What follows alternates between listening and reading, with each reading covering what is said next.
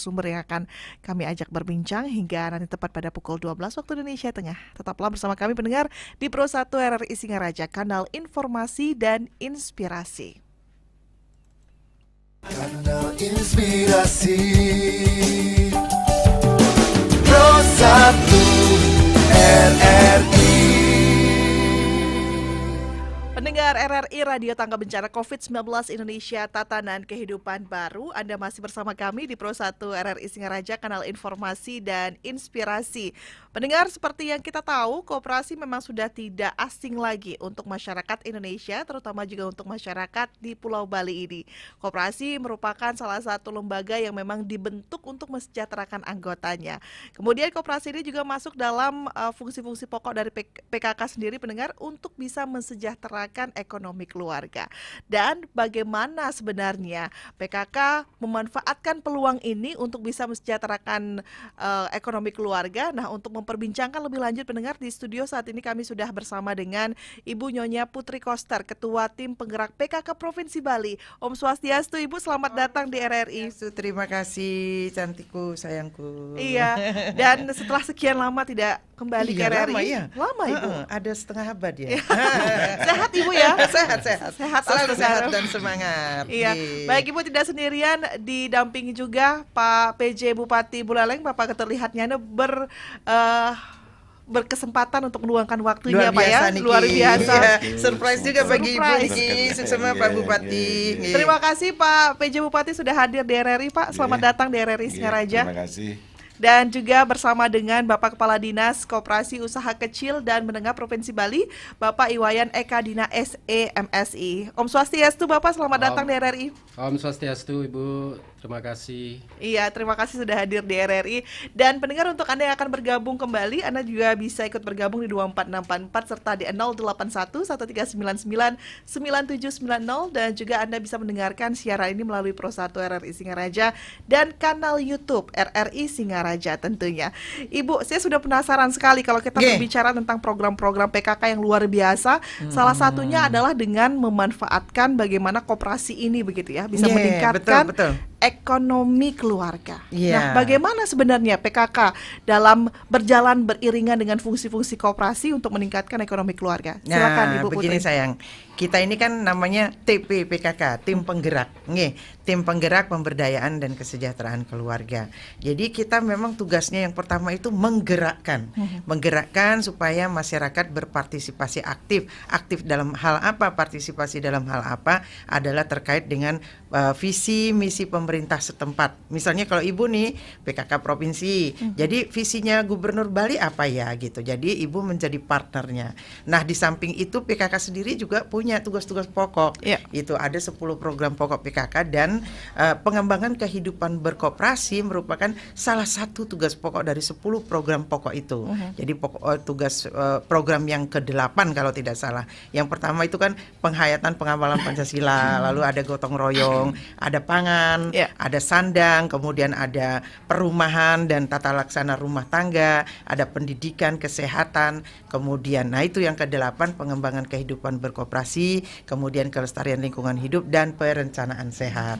Nah, tetapi untuk urusan koperasi, Ibu ini sebagai pengurus di TPPKK bersama pengurus yang lain bukan profesional di bidangnya. Karenanya yang Ibu bisa lakukan adalah pertama sosialisasi dulu sebelum ke aksi sosialnya, kemudian ikut turun melihat bagaimana keluarga-keluarga bisa mengelompokkan diri di dalam satu usaha lalu membentuk koperasi. Nah, Ibu sosialisasinya tentunya tidak bisa langsung menyampaikan ilmu tentang koperasi, mengedukasi masyarakat, pasti mendampingi narasumber. Nah, narasumber yang kompeten di bidangnya, Bapak Kadis Bapak Kadis Koperasi itu ada di Pemprov. Dan hari ini surprise juga Niki, Bapak Bupati Rao menyempatkan. Terima kasih nggih Bapak Ketut.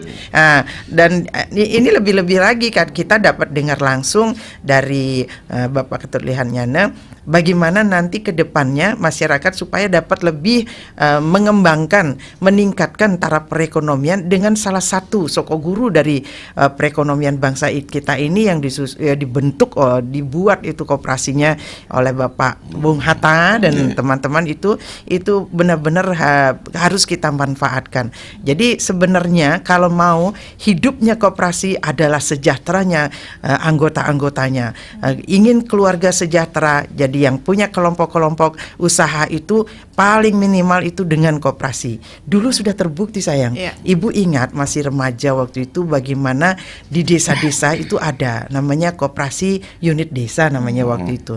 Nah, koperasi nikah kan Pak Bupati yang menjaga apa-apa yang dihasilkan oleh desa itu sendiri itu ditampung oleh koperasi. Lalu koperasi menyediakan apa-apa yang dibutuhkan oleh misalnya ada petani di daerah itu, ada pengrajin Jadi Ibu melihat koperasi itu sebagai stabilizer dia. Nah, kalau koperasi hilang, petani langsung berhadapan dengan konsumen yang muncul nanti tengkulak, pengijon, rentenir yang begitu akan muncul. Karenanya itu. Jadi ada pasti pihak-pihak yang memang ingin koperasi ini tidak ada. Tetapi kalau kita pemerintah benar-benar ingin mensejahterakan, hidupkan koperasi, sehatkan koperasi, pasti paling minimal dia bisa mensejahterakan anggotanya. Nah, kalau anggota-anggota itu adalah rumah tangga, otomatis peningkatan ekonomi di rumah tangga sesuai dengan bidang yang ditekuninya. Misalnya kalau dia petani, jadi petani, bahkan petani sudah bisa mengekspor, koperasi yang menjaganya gitu. Petani, pengrajin gitu juga, karya-karya kerajinannya bahkan sampai ke luar negeri. Dari mana? Koperasi yang menjaganya. Satu contoh sekarang arak. Bapak Gubernur kan sudah membuat pergub tentang tata kelola arak. Itu. Jadi Ibu sampaikan di awal Niki, jangan salah. Arak kita karena itu minuman destilasi murni itu alkoholnya sangat tinggi. Karenanya dia masuk daftar investasi negatif. Kalau tidak salah. Nah, itulah sebabnya arak itu tidak boleh dipasarkan langsung. Bapak kemudian Pak Gubernur mengawal dengan pergub. Pergubnya itu adalah tata kelola arak. Jadi singkat ceritanya, arak itu dibikin oleh petani arak, kemudian tidak boleh dulu dijual langsung di pinggir jalan. Begitu bikin arak, jerigen-jerigen dijual di pinggir jalan, ya ditangkap polisi. Itu masih belum boleh. Tetapi boleh bikin arak sekarang, tidak akan dikejar oleh polisi asal arak yang dihasilkan itu masuk jualnya ke koperasi arak. Nah, sekarang sudah ada koperasi arak. Karena Pak Gub paham dengan koperasi pasti akan mensejahterakan para petani arak. Asal pengurusnya juga sehat dalam artian punya ide-ide yang cerdas mengawalnya, punya kemampuan yang bagus di dalam manajemennya. Pasti anggotanya akan sejahtera. Nah, dari koperasi ini baru yang menjual kemudian ke pabrik-pabrik minuman yang berlabel sah, berizin, itu yang berbahan dasar arak. Jadi nggak boleh petani arak lalu dia beli botol, dia tempel mereknya yang belum ada daftar, ada izinnya, ya ditangkap polisi, didatengin bea cukai dia kan. Karena arak-arak yang sudah legal sekarang yang dihasilkan oleh pabrik-pabrik arak itu sudah merek dagangnya sudah ada izinnya, sudah berlabel cukai ini lembar cukainya, bea cukainya itu. Nah, itu baru sah, itu yang boleh diedarkan, Kentan. Jadi caranya adalah pahami aturannya, ikuti aturannya, selamatlah usaha kita. Selebihnya baru jiwa entrepreneur kita kembangkan. Itu pasti. Tapi belakangan banyak juga koperasi yang nyungsep karena salah urus, salah asuh gitu. Jadi seperti ada usaha perorangan di dalam koperasi. Makanya Ibu selalu berseloroh sama Pak Kadis Koperasi, bagaimana kalau melantik pengurus koperasi, dilantiknya di Pura Dalem gitu kan. Saksinya adalah Ida Betari Durga. Jadi sumpahnya adalah Ratu Ida Betari, Ratu yang siwa, titiang makin dados pengurus koperasi, titiang bersumpah yen ten becik pemargin titiang yen curang yen titiang korup nggih picang sampun titiang karma pahala sesuai dengan karma. Nah kan takut. Iya. Kita orang Bali takut dengan pahala dari karma kita kan, makanya kita berbuat baik supaya pahalanya baik.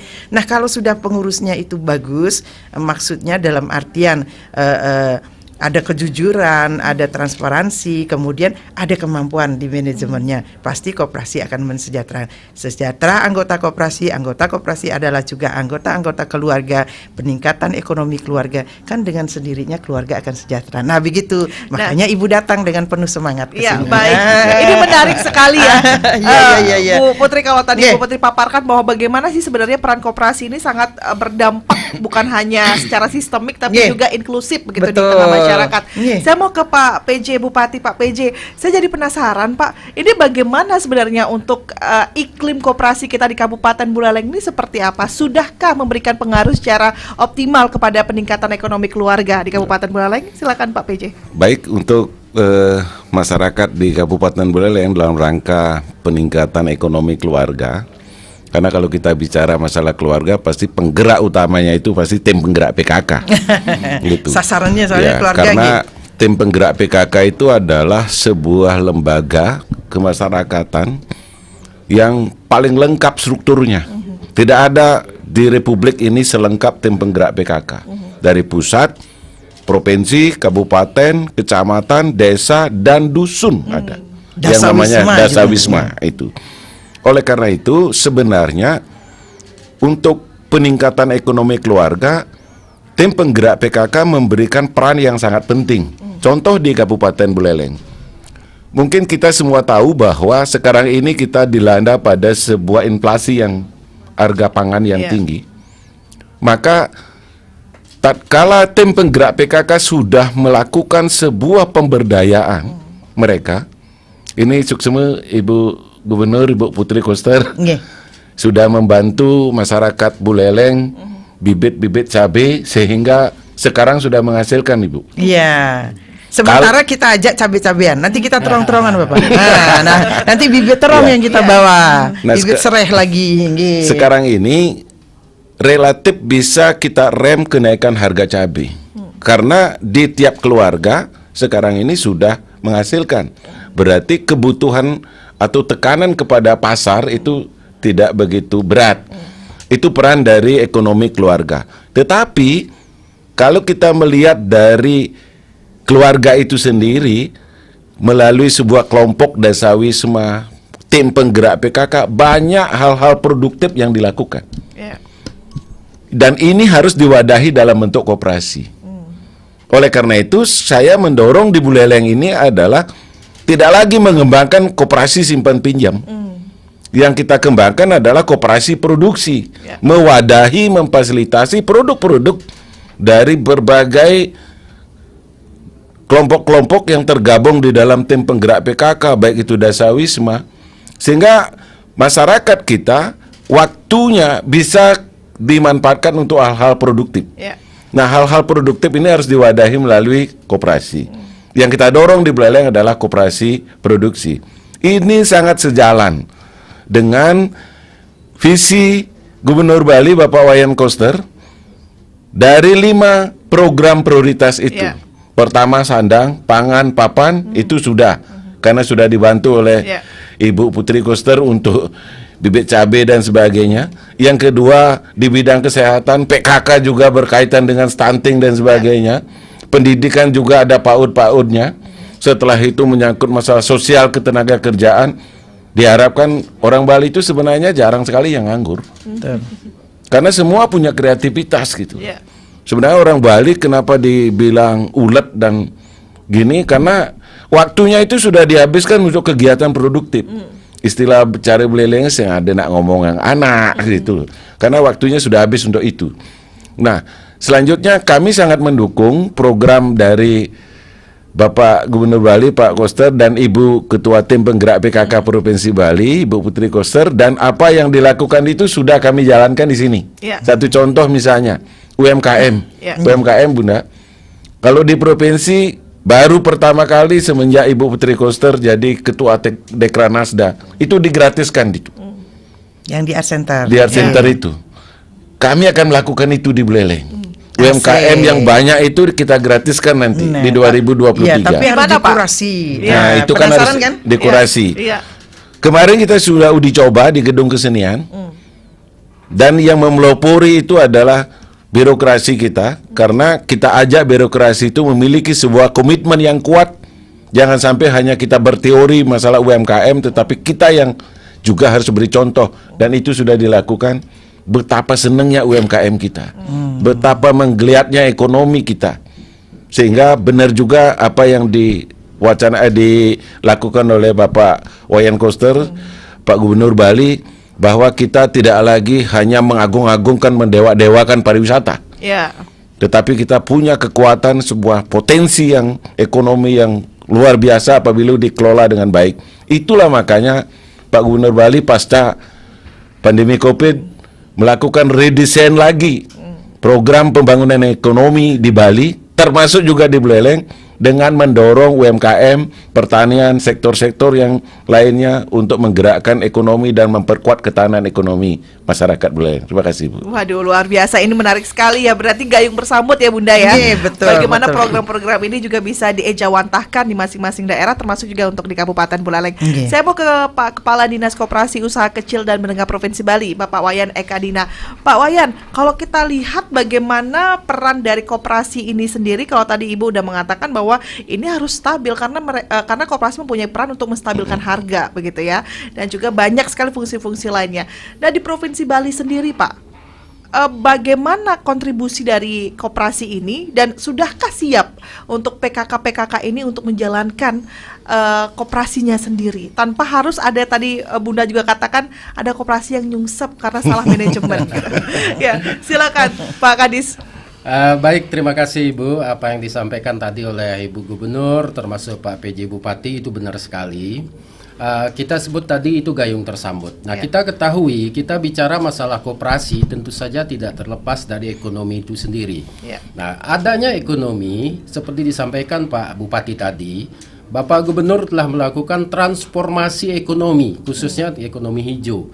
Seperti kita ketahui bahwa di dalam transformasi ekonomi itu ada 6 pilar ekonomi. Salah satunya adalah IKM, UMKM, dan koperasi.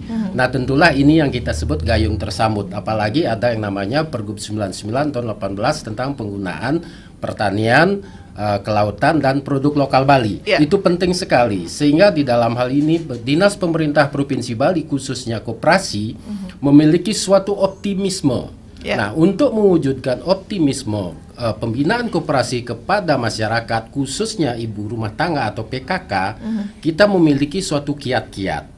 Nah, kiat-kiat yang kita lakukan tidak hanya membina dari segi pelatihan, tetapi harus juga melakukan pembinaan dari segi UMKM. Karena kita ingin nanti UMKM itu ada di dalam koperasi. Jadinya apa yang dibutuhkan oleh UMKM itu koperasi lah yang ada di dalamnya. Itu pun sudah diatur oleh yang namanya Undang-Undang Cipta Kerja nomor 11 tahun 2020 dan PP 7 tahun 2021 tentang kemudahan, perlindungan, dan pemberdayaan koperasi UMKM. Semua ini dalam suatu lingkaran, sehingga kami di Pemprov Bali memiliki suatu yang namanya ekosistem. Untuk mewujudkan koperasi ini berperan kepada masyarakat, khususnya di desa-desa yang kita sebut biasanya hatinya PKK. Nah, seperti disampaikan pula tadi, bahwasanya masyarakat kita, khususnya ibu-ibu, tidak akan pernah diam. Sehingga di masyarakat yang masuk ke Dasawisma itu memiliki suatu identitas bahwa dia berusaha, baik itu dari segi usaha kulinernya, keridanya, itu kita bisa tampung dalam koperasi.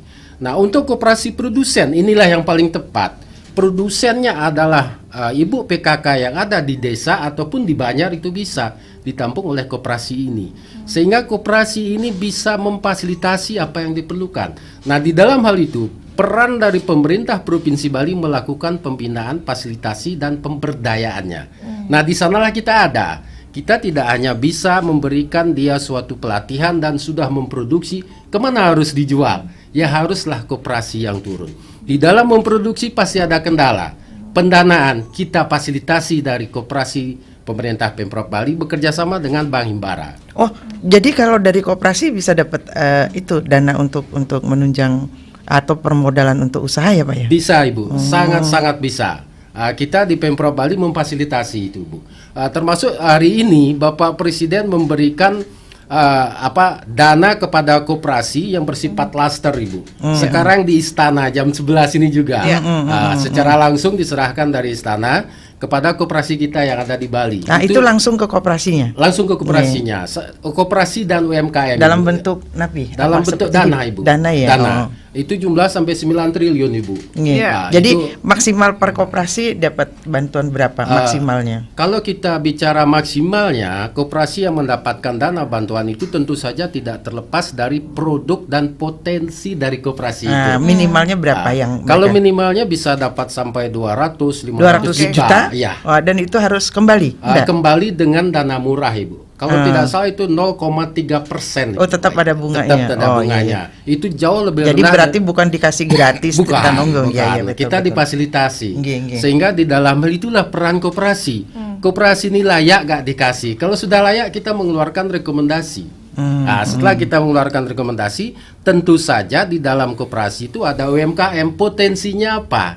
Nah, sehingga Pemprov Bali Bunda sekaligus kami lapor, Pemprov Bali sekarang memiliki lembaga inkubator yang nanti tugasnya adalah melakukan kurasi terhadap produk-produk UMKM yang akan dijual oleh koperasi ini Bunda. Nah, sehingga di dalam hal ini semua ini gayung tersambut, kita tidak hanya menyuruh daripada UMKM itu memproduksi, tapi kita harus mengkurasi daripada produk-produknya sehingga koperasinya besar karena partisipasi anggotanya. Dan itu pun suatu kesatuan, ada untung koperasi, anggotanya yang untung. Nah, berarti kan Bapak melakukan kurasi ya. Kalau begitu bisa sinergi kita. Selama ini belum Bapak Bupati. Ya. Saya belum bersinergi dengan bidang-bidang untuk mengkurasi. Kami betul. di Kernas memang turun langsung. Ya. Kita Baik. mengkurasi ke seluruh Bali Betul. sehingga Ibu dapatkan itu yang namanya IKM sekarang kumpul di Art Center. Itu sebenarnya kami sudah mempermudah tugas Bapak. Ya. Terima kasih Bunda. Iya baik.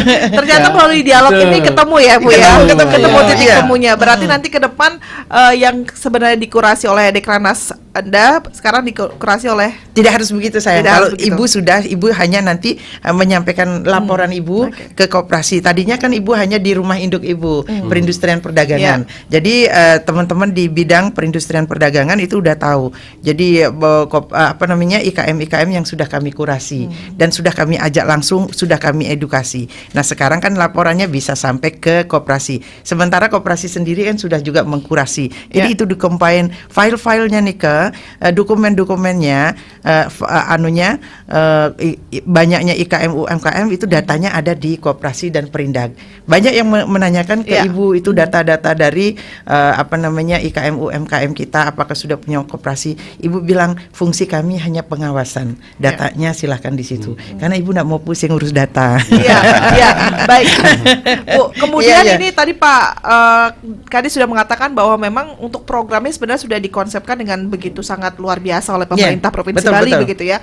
Tapi kemudian bagaimana dalam menjalankannya begitu ya? Karena kita perlu juga literasi koperasi untuk ibu-ibu. Nah, kedepannya kira-kira bagaimana nih gerakan-gerakan PKK untuk bisa menyuntikkan literasi berkoperasi di ibu-ibu yang akan menjalankannya nanti? Ini kan salah satu yang Ibu lakukan ini menjembatani antara stakeholdernya, antara pemegang kebijakannya mesti jemput bola, kemudian antara yang membutuhkan bahwa usaha mereka harus diwadahi oleh koperasi, mereka juga mencari tahu, Gintan. Zaman situasi sekarang ini tidak terlalu sulit lagi untuk mencari informasi tentang bagaimana berkoperasi. Tinggal setelah kita paham, lalu kemana linknya kita tuju supaya terwujud koperasi itu sudah ada sesungguhnya. Hanya kadang kita merasa, oh saya belum di ini sosialisasinya nggak ada. Zaman now itu sekarang nggak kita turun satu persatu ke desa-desa, nggak begitu sayang. Menurut Ibu sekarang kalau yang mendengarkan, yuk udah tergerak. Oh iya, saya punya usaha ingke nih. Teman-teman saya banyak bikin ingke, apalagi dari batok kelapa, apalagi yang sifatnya kerajinan. bagaimana kalau kita bikin aja koperasi, kita jaga. Nah nanti koperasi dengar lagi informasi, loh koperasi itu bisa dapat bantuan loh, pinjaman yang sangat kecil bunganya, cari di situ. Jadi koperasi itu untuk mensejahterakan anggotanya, artinya dia tidak profit motif banget, okay. Jadi tidak keuntungan yang dikejar, tetapi kesejahteraan. Nah ini Ibu lakukan pertama dengan cara ini dulu. Nanti kalau setelah sosialisasi ini, kemudian feedbacknya apa, bahwa banyak yang ingin mendirikan koperasi kerajinan misalnya, koperasi misalnya tenun misalnya di Buleleng yang berkembang itu, nah itu nanti kemana mestinya?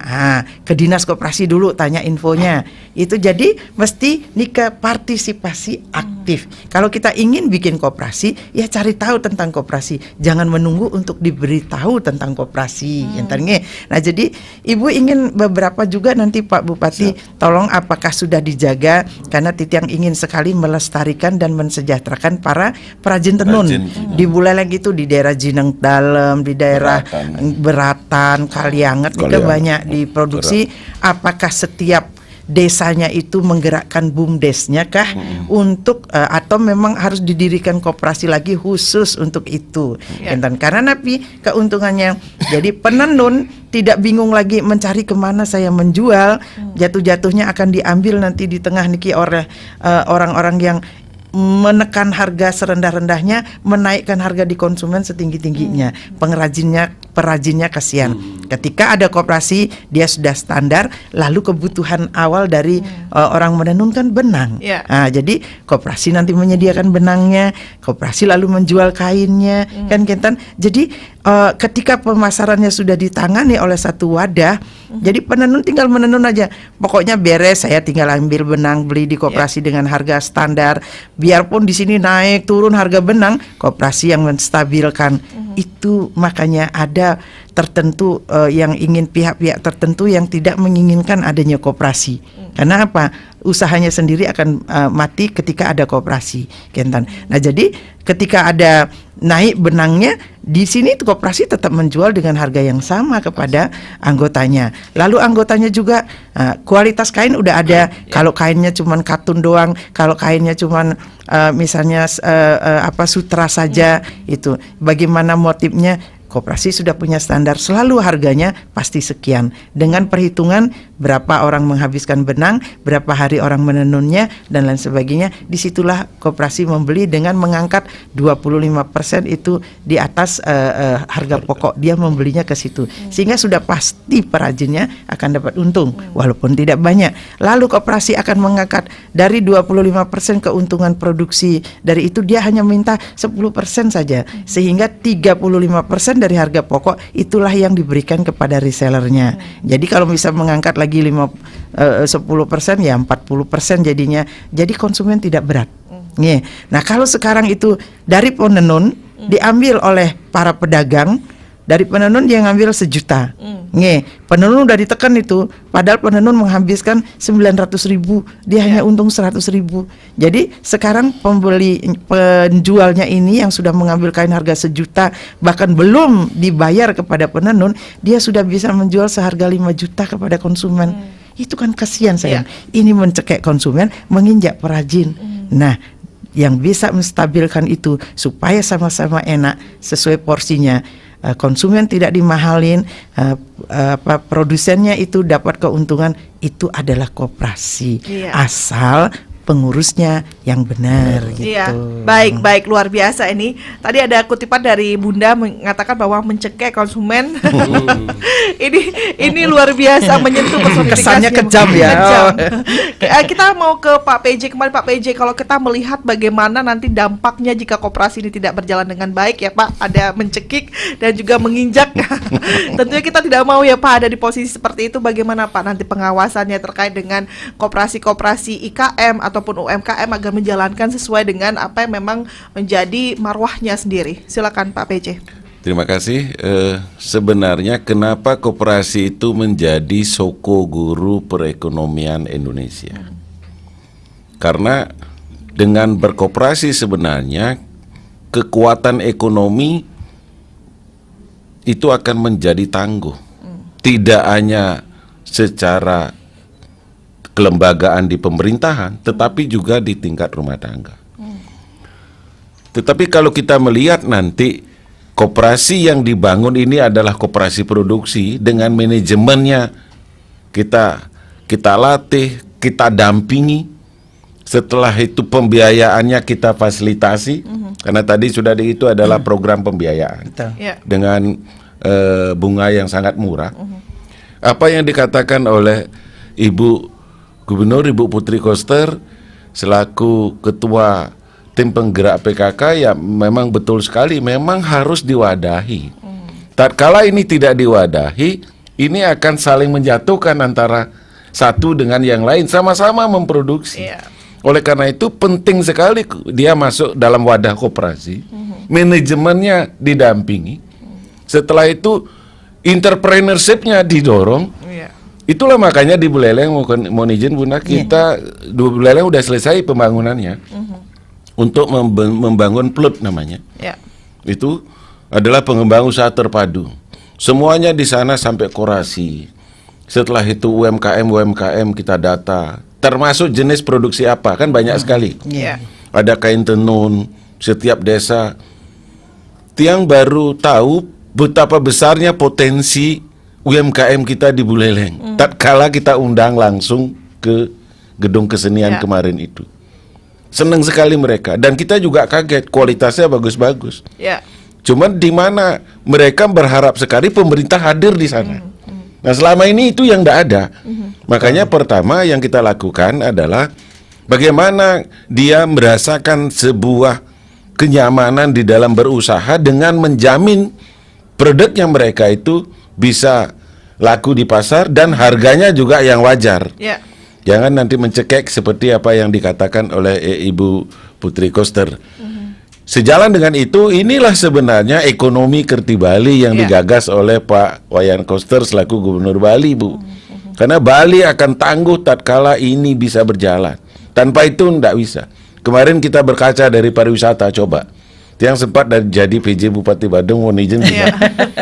Itu dulu 2000 hanya beliau aja yang bisa jadi bupati di sini. 2020 itu di pandemi Covid, itu Badung itu paling sangat terpuruk karena dia ngandelin pariwisata. Betul. Pondasi ekonominya rapuh. Boleh dikatakan pada waktu itu, karena saya PJ Bupati, saya harus ungkapkan, bayar listrik pun nggak bisa kita. Seperti itu. Nah ini tidak boleh terjadi ke depan. Dasar itulah Pak Gubernur Bali, Pak Koster, dengan pemikirannya yang luar biasa itu meredesain lagi pondasi ekonomi. Itu namanya ekonomi Kerti Bali. Ekonomi Kerti Bali adalah memaksimalkan sebuah potensi yang dimiliki oleh Krama Bali. Oke. Oleh Krama Bali itu, Bu, ini. Ya. Baik, ini menarik ya Bu Putri ya. Bagaimana juga pengalaman-pengalaman Pak PJ saat memimpin Badung ya Pak ya. Dan sekarang di Buleleng Pak. Tentunya sebelum kita lanjutkan lagi, mohon izin Ibu, Bapak, dan juga Pak Kadis, kita akan dengarkan bagaimana pendapat masyarakat terkait dengan topik kita pada siang hari ini ya. Kita sapa pendengar di 24644. Selamat pagi RRI. Selamat pagi RRI. Ya, silakan dengan Pak Dimas. Iya betul.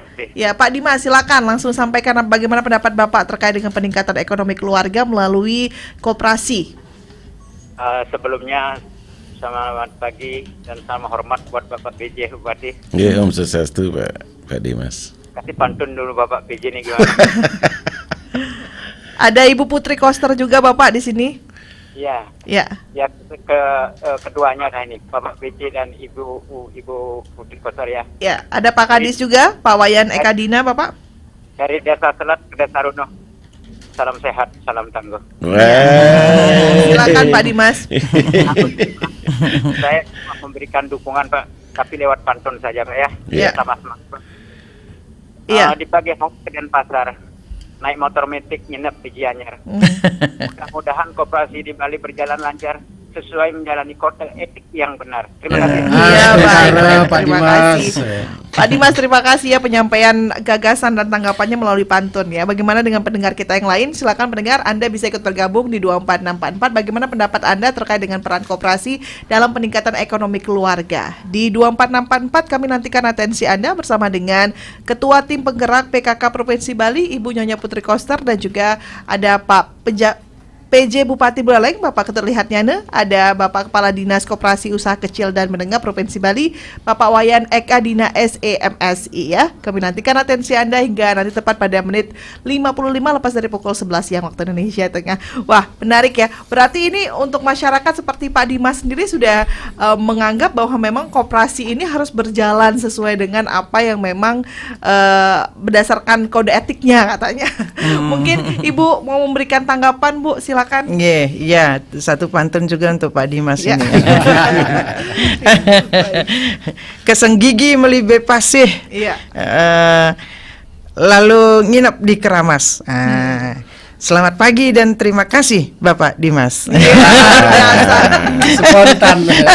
Luar biasa. Iya. Pak. Bunda, saya mau pantun juga. Iya. Mau pantun. Iya. Dari Taman Ujung ke Nusa Dua, Cakep. Pak Eka beli pepaya naik artop. Di penghujung 2022,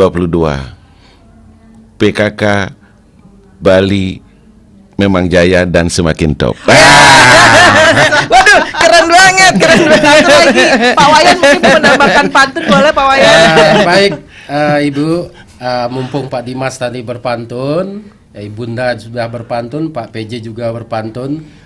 Terima kasih dukungannya Pak Dimas Ya. agar koperasi itu tangguh. Mohon partisipasinya juga untuk membantu koperasi-koperasi kita agar terwujud koperasi tangguh, masyarakat tangguh, terutama di dalam ekonominya. Sehingga kesempatan ini merupakan kesempatan yang baik yang disampaikan tadi oleh Bunda termasuk Pak Bupati. Dalam hal pengawasan diperlukan keterlibatan anggota dan masyarakat setempat sehingga koperasi menjadi tangguh. Yang kedua, dari segi keuangan atau ekonominya, koperasi akan bisa menjadi maju dan tangguh karena akan masuk suatu yang namanya e-katalog. Sekaligus lapor Bunda, Nggih. Ya. kita di dalam e-katalog kita baru masuk 3 koperasi. Ada koperasi produsen, ada Nggih. koperasi konsumen, dan koperasi perdagangan. Ini kan dari jenisnya. Dari tapi- jenisnya itu baru 3. Yang pertama dari koperasi produsen itu ada di koperasi Bunda Ya. di Gianyar. Aha. Saat ini sudah kewalahan order karena masuk di e-katalog. Ya. Nggih, Ya, iya. itu koperasi Citra Busana Sundari. Hmm. Itu. Kemarin kami jadi tapi tetap dikurasi Bapak. Ya. Jadi terkait endek niki, Ya. sayang Ya. mumpung di sini Betul. kita Silakan, bicara Ibu. ya. Ya. Nah, jadi begini, permasalahan yang dihadapi oleh tenun yang namanya endek Bali adalah banyak sekali pedagang kemudian ketika ordernya banyak, main gampang-gampangan, tidak mau mengajak saudaranya untuk menenun, tetapi mengambil kain di troso. Nah, jadi sebenarnya itu kan tenun troso. Betul. Nah, Ya. sampaikan kepada para konsumen, jangan bilang itu endek Bali, tetapi ini tenun troso. Jadi keterbukaan dan kejujuran di situ. Sehingga apa? Ketika kita terus-terusan mengambil tenun troso dengan label endek Bali, kita tidak mau menjual kain tenun yang ditenun oleh saudara kita sendiri di Bali, itu membuat akan industri tenun di Bali akan mandek. Ya. Banyak orang yang tidak bisa menenun karena tidak bisa dia menjual kainnya untuk kesejahteraan keluarganya itu. Jadi dampak dari, jangan dipikir gampang, dampak dari ketika pedagang mengambil tenunnya di troso, mengatasnamakan endek Bali, menjualnya ke Bali, itu tiga dampaknya. Nanti penenun kita akan nyungsep, nggak ada yang mau nenun lagi karena nggak ada yang jual kainnya. Ya. Nah, lalu yang kedua, pasar Bali diambil Ya. oleh endak Bali yang berasal dari troso atau dari daerah lain, bukan di troso aja gitu. Jadi yang ketiga, lah kita ngambil kainnya di luar. Ketika orang berbelanja di Bali, duitnya ngumpul kan dibawa keluar. Duit kita keluar ya, Pak Ya. Bupati. Jadi ini kan juga berpotensi memperlemah kekuatan ekonomi dan peredaran uang di Bali. Itu loh dampaknya. Dan lama kelamaan, kalau yang begini terus-menerus, jadi yang untung siapa? Saudara kita di Troso, jangan menjual kain tenun Troso yang dipesan oleh pembeli pedagang yang ada di Bali, itu tenaga kerja akan terserap di situ. Di sini banyak pengangguran karena banyak yang berhenti menenun gitu. Jadi Tiang bilang, berhentilah berperilaku seperti itu. Balikkan, bilang kalau itu memang tenun Troso, kita Bali ini siap menjual kain tenun dari mana saja, tetapi sampaikan ini tenun, nah tenun dari misalnya dari Kalimantan, ini tenun dari Sulawesi, ini tenun dari NTT, bilang saja nggak apa-apa. Jadi jangan memanipulasi kebenaran. Itu banyak begitu. Tiang banyak temukan di Art Center. Nah Nika, mari kita sama-sama menjaga. Jangan sampai nanti kita bangga mereka cerita, wah saya kehabisan ini lagi. Nah karena dia kehabisan lalu nyarinya di mana gitu nih? Karena ordernya terus kita dapat. Nah tahu-tahu ternyata kita membeli kain yang bukan endek Bali. Nah, makanya Tiang ingin sekali ada perusahaan-perusahaan tenun besar dulu. Nah Nika tolong Pak Kadis, bisa nggak dihidupkan kembali di Buleleng kita punya Berdikari.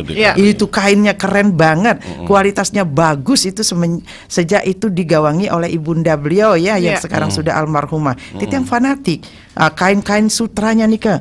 Bahkan 3 tahun kita pakai terus menerus, barang seminggu itu dipakai 2 kali dicuci, itu masih kuat, warnanya masih kuat, bahannya masih kuat. Nah bisa nggak kita angkat lagi Berdikari, kita support, kita suntik dengan dana, kita berikan pelatihan, kita bantu dengan tenaga kerja sehingga Berdikari, Togog, Menuh, Cili dan lain sebagainya itu bangun lagi. Jangan hanya kita mengumpulkan para pedagang yang berpotensi mematikan tenun kita di Bali dengan cara mengambil tenun di luar, mengatasnamakan itu endek Bali. Itu yang berlaku sekarang. Sebenarnya Tiang tidak mau berkata begini, tetapi sebagai ketua Dekranasda yang punya fungsi bertugas untuk mengawasi situasi yang terjadi, nanti kasihan. Kita selalu bilang kita melestarikan, tetapi perilaku kita jauh dari kata melestarikan. Mestinya melestarikan perilakunya ke timur, ternyata kita ke barat, bagaimana bisa lestari? Nah, Nika makanya Dinas Koperasi Tiang Nunas Pak Kadis mangde ketat mengkurasi ini, kontrol, jangan hanya menerima informasi mereka begitu saja. Jadi harus dicek and recheck, benar nggak kain yang Anda jual ini dari mana? Kenapa Tiang berani begitu? Karena petugas Tiang, pengurus Tiang dari Dekranasda langsung datang ke Troso. Kita melihat di situ motif-motif kain apapun yang kita pesan bisa. Itu kerennya saudara kita yang di Troso. Makanya ke depan kalau bisa Troso jangan jadi pusat industri dari tenun-tenun dari daerah-daerah. Itu akan mematikan pertenunan di daerah. Troso bila perlu menjadi super hub penjualan produk-produk kerajinan nasional ke dunia global gitu. Kalau pemasarannya dipusatkan, industrinya pasti menggeliat. Ini industrinya dipusatkan, industri di daerah-daerah akan mati. Itu yang ingin Tiang sampaikan. Terima kasih sekali kesempatan ini sudah diberikan oleh RRI sehingga Ibu bisa menyuarakan ketakutan Ibu akan tenun-tenun endek Bali yang asli ditenun di Bali dengan motif-motif dan filosofi Bali motifnya itu ditenun oleh saudara kita di luar lalu dibawa ke sini lagi. Mestinya terbalik. Di sini yang menenun banyak bawa ke Troso, Troso yang menjual ke dunia luar. NTT juga begitu. Nih, sekarang di Troso ditenun berbagai macam tenun di daerah. Nah, ini nggak benar itu. Sebenarnya Bapak Gubernur sudah bersurat kepada Bapak Ganjar. Mestinya Bapak Ganjar merespon hal seperti ini. Jadi kalau bisa, yuk kita saling tenggang rasa, saling toleransi. Nanti kalau pusat kebudayaan Bali sudah selesai, di situ ada Pak Bupati kan tahu, itu ada Bali Expo, Bali International Convention Center. Bali siap menjadi super hubnya untuk ekspor produk-produk kerajinan Nusantara ke dunia luar. Nah, gitu. Iya, baik. Sudah Ini semangat nggak belum? Sudah Sudah semangat. Tapi benar Ibu, ini bukan hanya ketakutan sebagai seorang Ibu Putri Koster saja, tapi ini juga ketakutan masyarakat Bali terutama karena ini akan menjadi bom waktu. Jika dibiarkan dia akan. Sayang satu lagi boleh nggak? Silakan, nah, Ibu. Itu endek kan? Nah, ada songket nih sekarang. Songket Bali sudah punya hak kekayaan intelektual komunal. Nah, jadi Di sana ada aturannya, tidak boleh apa begini, tidak bolehnya. Salah satunya adalah jangan pernah mengakses motif-motif dari songket itu lalu dipindahkan tanpa seizin dari pemiliknya. Pemiliknya siapa? Masyarakat Bali yang diwakili oleh pemerintah Provinsi Bali. Sekarang songket-songket Bali kita banyak diambil spread foto di IG ketika ada yang memajang, lalu masuk ke digital, lalu dibordir. Nah, saya mohon nih kepada masyarakat, jangan latah-latahan. Itu alasannya kan murah, katanya gitu. Ya boleh murah, tetapi tolong bikin yang murah tetapi motifnya jauhkan dari songket Bali. Jangan hanya mengcopy, itu berarti mencuri, karena itu sudah punya kekayaan intelektual komunal. Nanti kalau misalnya pemerintah dan masyarakat sudah dirugikan, itu Anda bisa bermasalah dengan hukum, bisa dituntut dan bisa ganti rugi materi dan atau bisa saja hukuman kurungan dan seperti itu. Ya. Jadi jangan mencuri. Misalnya juga ada daerah lain. Mohon maaf nih Ki Itiang, tidak apa-apa sih. Di NTB kan banyak saudara kita yang Bali, menenun di situ, turun temurun di situ. Jadi motif songket Lombok itu sama dengan motif songket di Jembrane. Nah kalau bisa Lombok bikin yang jauh, atau Jembrane atau Bali jangan mengambil motif-motif yang dibuat oleh saudara kita di Lombok, atau sebaliknya itu ya, jangan mengambil. Munculkan ciri khas dari daerah masing-masing. Karena hanya dengan begitu kita akan bertahan pada kebinekaan dan keanekaragaman karya kerajinan. Kalau saling tiru ya kan sama. Misalnya suatu hari Ibu pernah nih ketika akan G20 di Bali Collection dibuka pameran, lalu saudara kita yang dari NTB datang membawa songket Bali yang dibawa. Lalu Ibu Ma'ruf Amin bilang, "Wah, ini Bali ya." Lalu, "Enggak Bu, kami dari Lombok." "Lu kok sama ya songketnya?" gitu. Ya karena yang menenun di situ kan rata-rata keturunan Bali di situ. Itu jadi songketnya sama. Jadi kalau juga pengrajin belum tahu bahwa itu tidak boleh mengkopi dan mengambil motif-motif yang sudah ada di tenun-tenun itu, ya bikin. Setiap kemajuan teknologi lahirkan senimannya. Sekarang sudah ada bordir yang bisa digital begitu, suruh orang bikin desain motif sendiri yang ciri khas dari alat bordir tersebut yang murah meriah. Nah sekarang kan begitu sayang. Jadi alasannya, wah orang kan tidak bisa beli songket Bu, mahal. Nah kalau pakai itu artinya apa? Sudah pakai songket? Enggak. Dan itu akan menjatuhkan kemuliaan songket. Kalau dulu orang Bali bercita-cita ingin bisa membeli songket satu saja, mereka lalu menabung. Sekarang kan dengan 100.000 mereka bisa beli kain murah meriah yang juga kualitasnya elek-elek begitu, yang sekali pakai sudah hancur itu, tapi motifnya adalah motif-motif songket kuno kita, motif-motif songket yang zaman kerajaan itu. Jadi jangan hanya karena bisnis yang pragmatis itu ya, cari untung saja, dampak dan akibatnya kita tidak pikirkan. Nah, Ibu sebenarnya nggak mau ngomong begini, nanti disangka wah Bu Koster ini mematikan ini masyarakat kecil. Enggak, justru ketika kita kembali pada tatanan seperti Pak Dimas bilang, aturan-aturan berkoperasi apa saja kalau kita kembalikan pada aturannya, karena aturan dibuat untuk mengatur supaya semua baik jalannya, itu ikuti aturannya. Kalau kita keluar dari aturan, pasti ada yang untung, ada yang buntung gitu. Nanti kalau kita ikuti aturan, itu akan proporsional kesejahteraannya. Pengrajin mendapat harga yang pantas, konsumen tidak dicekek-cekek lagi gitu. Prinsipnya kalau berbisnis gitu, kalau kain-kain enggak kan sayang, kain songket misalnya Ibu bilang di art center itu jargonnya adalah produknya berkualitas, harganya pantas. Kalau ada yang nawar-nawar lagi, Ibu ajarin begini. Kan ibu-ibu suka nawar nih sayang. Iya, udah dikasih harga Bapak. Jadi misalnya harga pokoknya 1 juta. Dia dijualin 1.250.000. Ngotot mau minta 1 juta. Mbok ya kasih dagangnya untung 250.000 Bu, ini 25%. Oke, Ibu mau diskon di sini, baik, saya akan beli 50% diskon, tetapi harga saya naikkan 200%, mau gitu. Iya kan? Nah nanti yang terjadi adalah olok-olok. Nah, jadi hati-hati ibu-ibu yang suka atau bapak yang suka sampai gregetan tawar-menawar begitu, hati-hati, bukannya kita untung loh. Nah, kalau mereka suka nawar gitu, harga dinaikkan dari harga 1 juta jadi 5 juta. Lalu dikasih dia diskon 2 juta. Kan ibu dagangnya masih untung 2 juta. Wih, keren loh. Saya dikasih untung, dikasih diskon turun loh harganya 2 juta. Mestinya kita mikir, kenapa kalau nggak kita tawar 2 juta berarti harga kain berapa ya? Harga sesungguhnya berapa ya? Iya. Itu hati-hati. Jangan senang dikasih diskon yang gede-gede karena harganya sudah diangkat lebih gede. Iya. Gitu. Hati-hati manipulasi harga betul, ya Bu ya. Betul. Baik, ini ada yang menarik juga tadi Ibu Koster sampaikan, baik ia menyampaikan bahwa memang jangan hanya mengamati kemudian meniru. Tapi ada istilah sekarang Ibu, mungkin Ibu sudah pernah mendengarnya, yaitu ATM. Amati, tiru dan modifikasi. Jadi tidak hanya menjiplak bagaimana replika dari kain Bali, tapi mereka modifikasi sesuai dengan ciri khas mereka. Iya, begitu ya? itu dulu kita orang Bali memang begitu mengadaptasi Ibu ke yang lebih luas misalnya.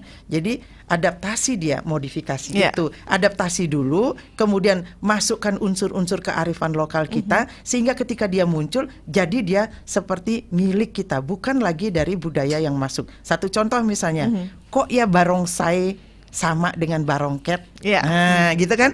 Siapa yang meniru siapa? Kita juga nggak tahu. Itu. Jadi ada 2 barong yang ada kepala ekornya di tengah-tengahnya melambai begitu. Barongket juga begitu. Tapi lihat, sangat jauh ornamen-ornamen barongket dengan barongsai. Tetapi secara kerangkanya dia sama. Nah, kain yang tenun bisa juga begitu. Silakan, saudara kita yang di Troso bikin. Tetapi apa yang ciri khas Troso? Kita ciri khas Bali sudah punya pepatran, ya pepatran. Jadi boleh kita terinspirasi boleh, tapi jangan blok ambil itu punya orang yang secara hukumnya sudah sebenarnya nggak boleh diambil. Makanya Titiang wanti-wanti sekali lagi, mohon kepada produsen-produsen karena mesin-mesinnya sudah ada di Bali, tinggal foto itu. Bahkan kemarin dulu ada dagang-dagang yang Ibu ajak itu malah memesan yang baru begitu. Begitu keluar motif songket yang baru sudah langsung dipesan, Ibu keluarin dia dari pameran karena Ibu tidak mau mengajak orang yang nanti cenderung akan mematikan yang harus kita lestarikan gitu. Oke, amati, kemudian tiru ya. Nah, kemudian modifikasi. Modifikasinya ini yang penting. Bagaimana kita mempelajari, amati itu lekuk-lekuk dari ukiran-ukiran yang khas untuk songket Bali, kain tenun songket Bali. Amati dia. Kemudian tiru tetapi modifikasi dia sehingga tidak masih kelihatan bahwa itu adalah motif songket Bali. Silakan, tidak apa-apa. Tetapi jangan plek karena hukumnya ada di kekayaan intelektual komunal tidak boleh mengambil blok 100% itu melanggar. Tetapi kalau kita hanya terinspirasi, inspirasinya 100% tetapi modifikasinya 80%. Nah, begitu dong. Iya kan? Sehingga ketika orang memakai kain yang ketika memakai kain yang bordir terasanya sudah beda banget dengan memakai songket. Kalau sekarang kan mereka memakai kain bordir rasa songket kan begitu. Bahkan ada di Buleleng ada loh. Satu galeri atau butik yang khusus malah memesan yang primer.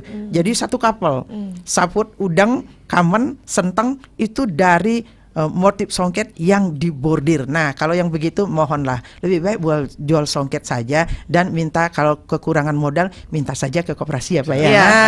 Gitu. Baik. Terima kasih Ibu Putri Koster sudah menyampaikan berbagai sudut pandang yang berbeda sehingga membuka juga khasanah kita terkait dengan koperasi, kemudian peningkatan ekonomi dan juga IKM UKM juga. Tidak terasa waktu kita sudah hampir mendekati pukul 12 waktu Indonesia Tengah. Namun sebelum kita pamit tidak terasa kita berbincang tanpa jeda, Bunda. Sebelum kita pamit, Bunda, saya mohon izin untuk bisa memberikan closing statement kepada masyarakat di Kabupaten Buleleng, diawali oleh Bunda Putri Koster terlebih dahulu. Ya baik, karena Ibu ingin mengedukasi dan mensosialisasikan terkait dengan koperasi yang dapat meningkatkan kesejahteraan keluarga. Jadi kami mengajak, yuk ke depannya kita jemput bola, kita cari tahu dulu tentang koperasi, kita pelajari. Jadi amati, tirunya, yuk bikin koperasi, modifikasi. Nah, jadi kita memodifikasi bagaimana caranya membuat dengan wadah koperasi itu kita bisa meningkatkan diri, kesejahteraan anggota dari koperasi dan kesejahteraan keluarga dengan kemampuan dan talenta yang kita miliki. Jadi kita kelompok yang bikin kerajinan yuk, yang bikin kuliner yuk gitu, buat koperasi, dan koperasi itu sangat membantu untuk permodalan juga. Jadi tidak harus berhubungan dengan bank saja, koperasi juga bisa. Mari berkoperasi agar kita sejahtera. Baik, luar biasa. Terima kasih Bunda atas closing statement-nya. Pak PJ Bupati bisa memberikan closing statement untuk masyarakat di Kabupaten Buleleng dan pendengar yang mendengarkan siaran ini. Baik, ketangguhan ketahanan ekonomi keluarga itu akan secara sustainable terwujud apabila diwadahi oleh koperasi. Koperasi yang mewadahi itu harus juga adalah koperasi produksi. Oleh karena itu, kita di pemerintah daerah akan senantiasa mendorong ini dan sekaligus menggerakkan dan juga akan melihat secara terukur. Ini jangan sampai nanti kita hanya sosialisasi, kita hanya informasi, wujudnya apa seperti itu.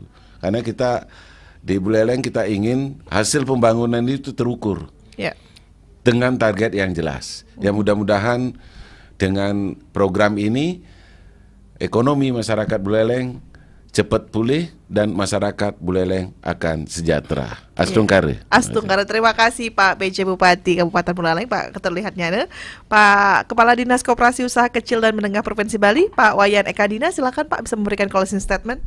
Baik, terima kasih. Untuk berkoperasi memang kita memerlukan suatu komitmen dan kerjasama daripada anggotanya. Mari sahabat-sahabat saya, masyarakat yang memiliki koperasi, lakukanlah pengawasan dengan baik dan benar. Ikutilah aturan daripada koperasi itu yang ada sesuai dengan perundang-undangan, sehingga koperasi nyumsap itu tidak ada. Tetapi koperasi yang ada adalah koperasi mensejahterakan anggotanya dan masyarakat sekitarnya. Kami Pemprov Bali, Dinas Koperasi UKM, siap hadir langsung dan kapanpun akan diperlukan, siap memfasilitasi melakukan pembinaan maupun pengawasan terhadap koperasi Bapak Ibu masyarakat yang ada. Kami siap untuk menjadikan koperasi tulang punggung keluarga dan masyarakat di sekitarnya. Sekian. Terima kasih Pak Kadis atas closing statementnya, dan tidak terasa juga kita harus pamit. Terima kasih Bu Putri Koster. Pak PJ terima kasih juga. Pak Kadis terima kasih sudah menyempatkan waktu untuk berbincang dengan Pro 1 RRI Singaraja. Dan sebelum kita tutup ya, ada satu benang merah yang saya tarik dari dialog pada siang hari ini adalah bagaimana koperasi, keberlangsungan koperasi tidak bisa kita titik beratkan kepada pemerintah semata. Bagaimana kita sebagai masyarakat di Pulau Bali juga harus berperan serta untuk bisa memajukan koperasi untuk hidup lebih sejahtera. Saya Rizka Desiandra, selamat siang dan sampai jumpa. Tetaplah bersama kami untuk menyimak beberapa informasi lainnya dalam Lintas Singaraja Siang.